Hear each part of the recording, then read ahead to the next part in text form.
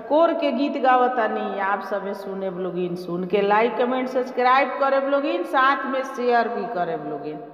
मटियो ना कोड़े फुआ ठोनन मनन करे, मटियो ना कोड़े फुआ ठोनन मनन करे। माटी के कोड़ाई भाभी का देबू नेगो हे, माटी के कोड़ाई भाभी का देबू नेगो हे।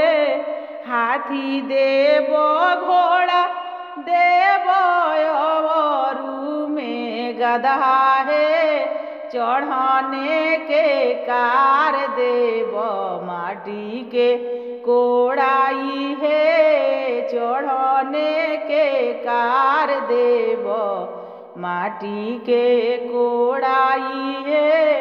मटियो ना कोड़े दीदी ठोनन मनन करे हे, मटियो ना कोड़े दीदी ठोनन मनन करे हे। माटी के कोड़ाई भाभी का देबू नेगो हे, माटी के कोड़ाई भाभी का देबू नेगो हे।